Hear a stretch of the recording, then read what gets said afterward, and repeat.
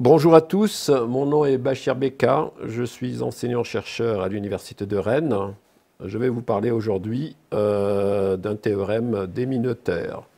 Héminothère, mathématicienne allemande du début ou de la première moitié du XXe siècle. Elle est bien connue en mathématiques par ses travaux sur les anneaux, les représentations de groupes, mais elle est encore beaucoup plus connue dans la communauté des physiciens où elle bénéficie d'un statut de star.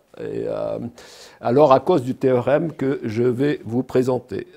C'est un théorème absolument merveilleux qui dit, en substance, que les lois de conservation de la physique et les groupes, c'est la même chose. Donc, d'un côté, on a des quantités numériques, et d'un autre côté, on a un concept certes très puissant en mathématiques, mais quand même abstrait.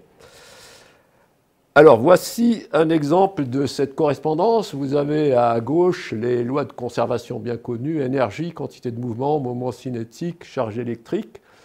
Et ceci correspond à des groupes de symétrie ou d'invariance par translation dans le temps, translation spatiale, rotation, et transformation de phase,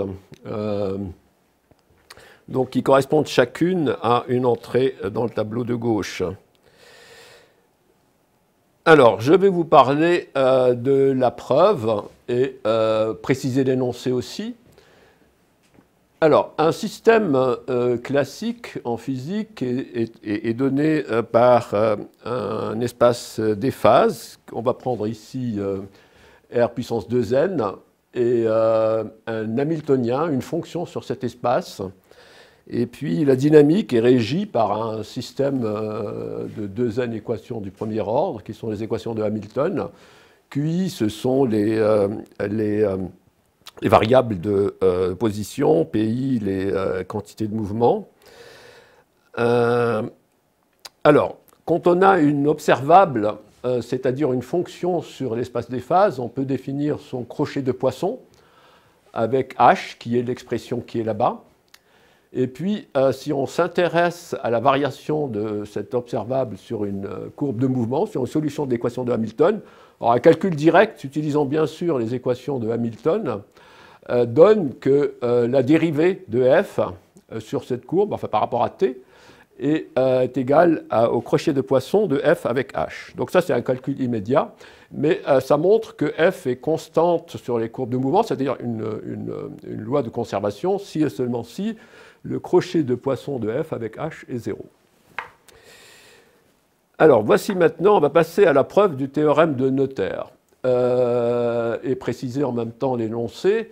Donc on se donne un groupe de symétrie de ce système, c'est-à-dire un groupe à un paramètre de difféomorphisme, de symplectomorphisme. Donc on suppose que les dérivés, les différentiels de ces phi sont des applications symplectiques.